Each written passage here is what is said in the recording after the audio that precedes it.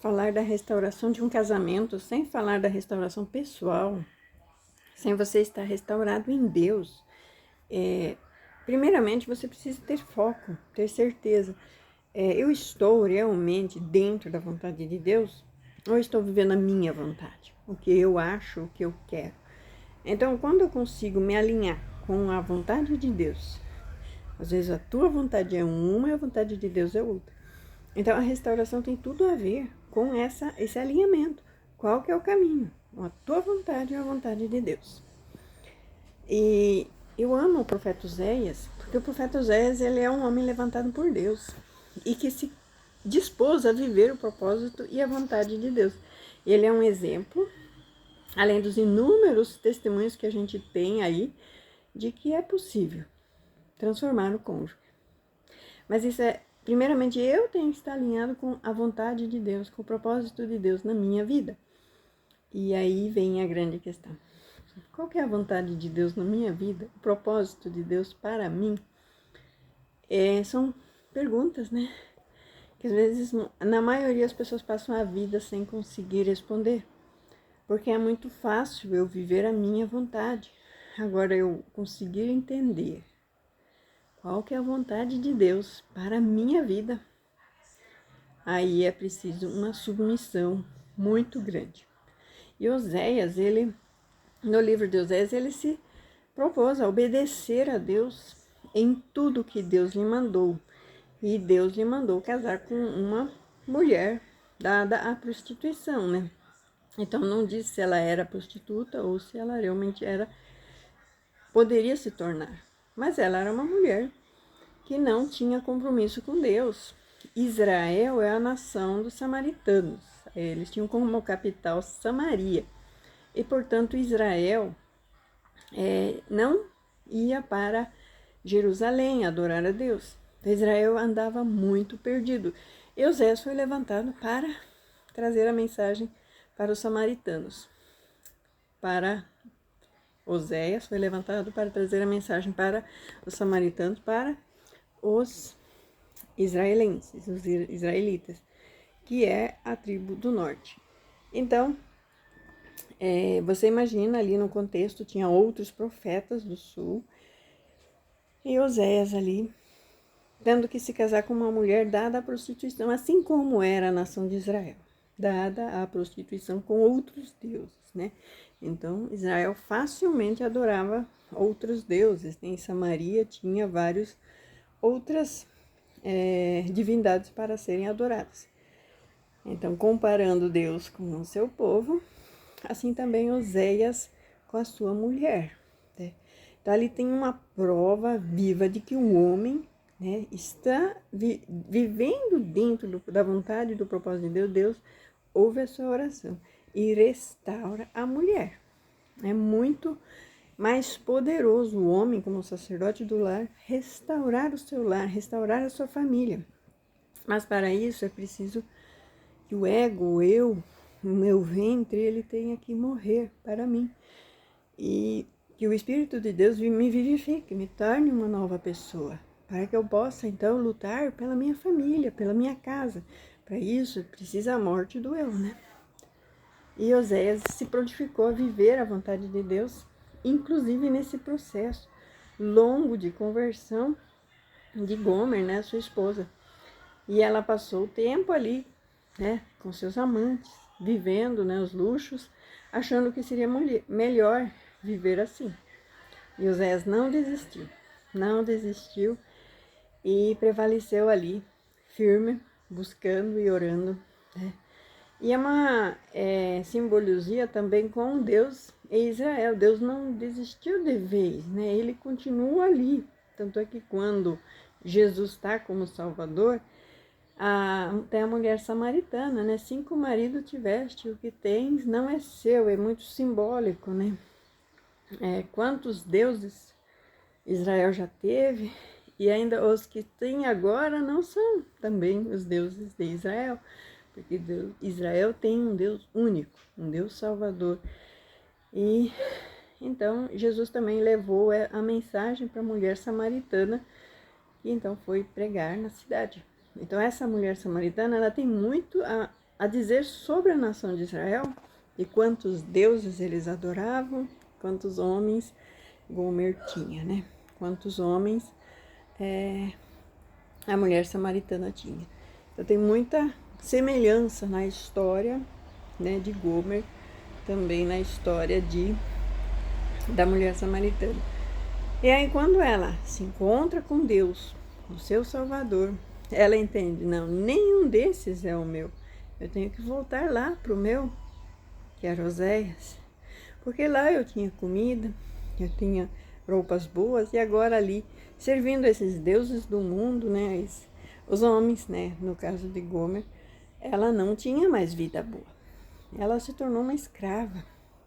E quando ela decidiu voltar, então Oséias pagou 15 moedas de prata, a metade do preço de um homem, né?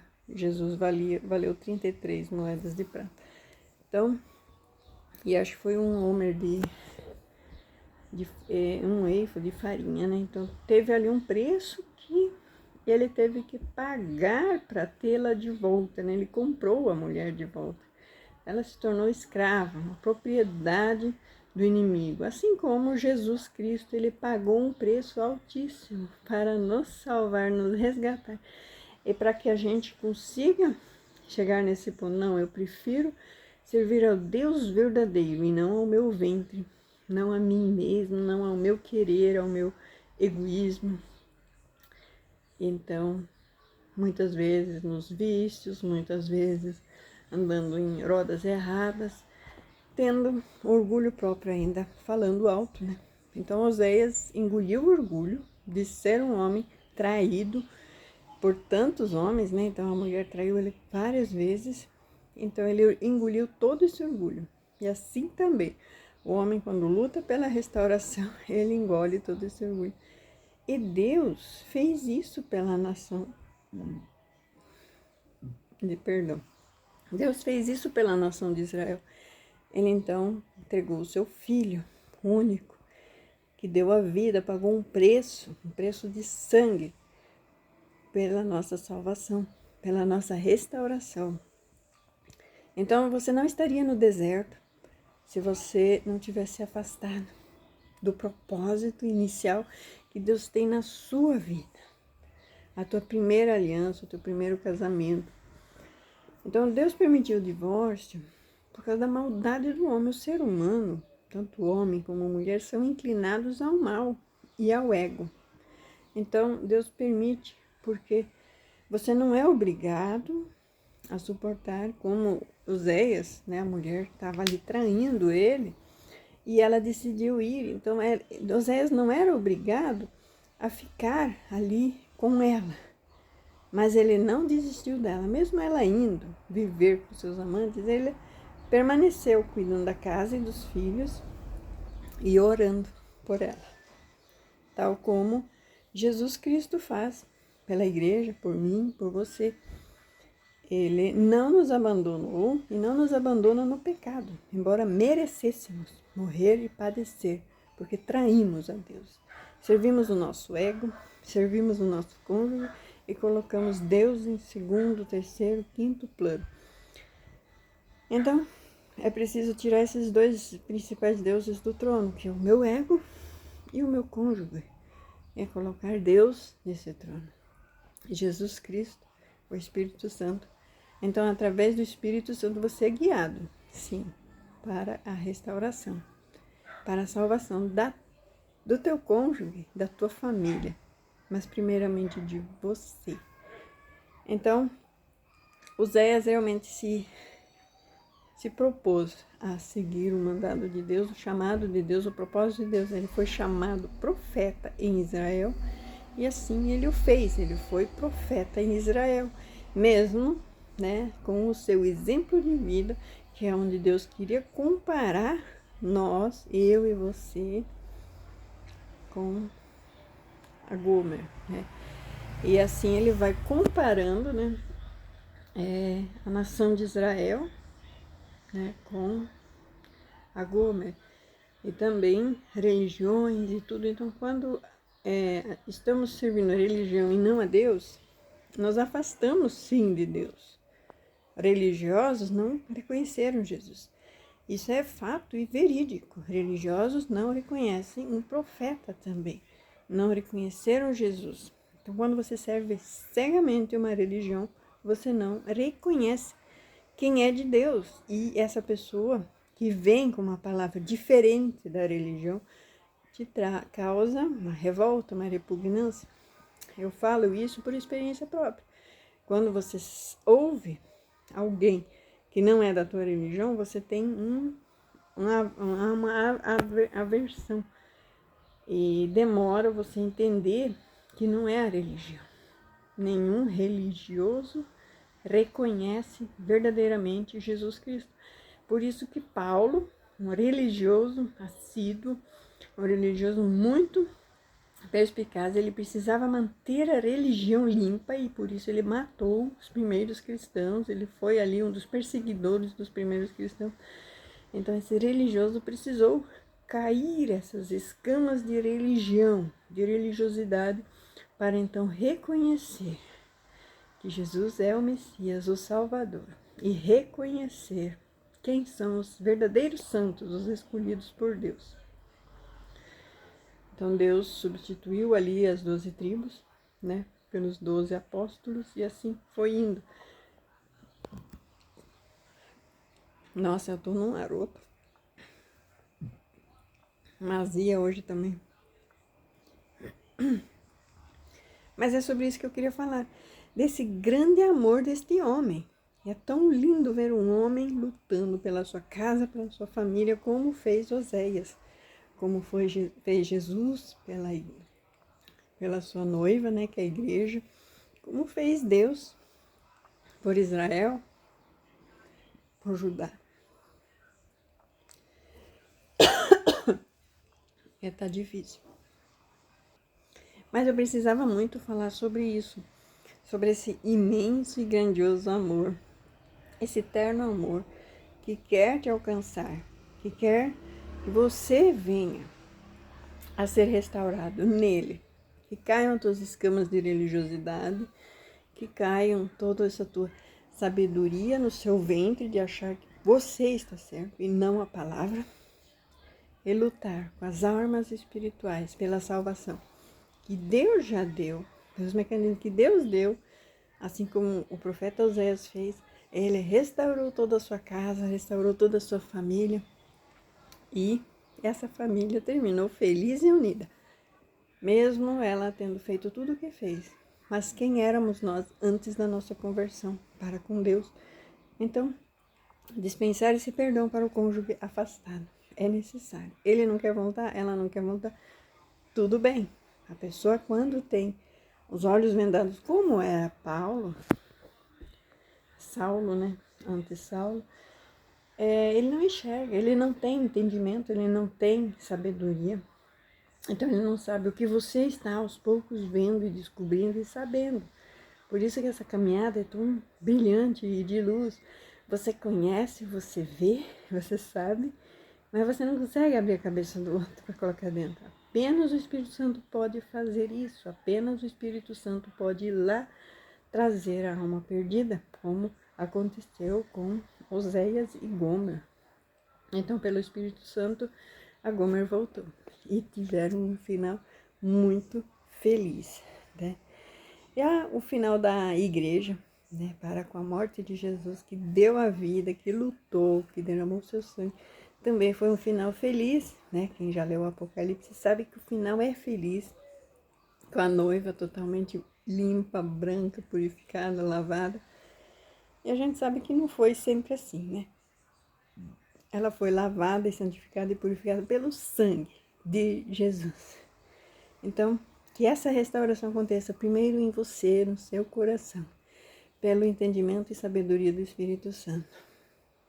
Eu vou te pedir que você dê like, comente, compartilhe com quem precisa ouvir essa palavra, porque é muito importante, não só ler, mas ter os olhos abertos, os olhos espirituais abertos, para entender que Deus quer restaurar. E Ele fez isso, não só com o seu povo, mas também com a sua igreja. E basta a gente se colocar ali né? Eu não quero viver mais o meu eu e nem viver conforme o meu cônjuge queria viver. Eu quero viver agora o propósito perfeito de Deus na minha vida. E Deus não restaura coisa suja, então precisa ser lavado, purificado e santificado no Espírito Santo. Ele quando vir, ela quando vir, não vai estar ainda perfeito, vai voltar arrependido, né? O filho pródigo também não voltou arrependido, voltou com as roupas sujas, né? Descabelado. Então o pai foi lá, lhe deu roupas novas, colocou um anel no seu dedo. Então quando ele volta, ele não volta bonitinho, limpinho.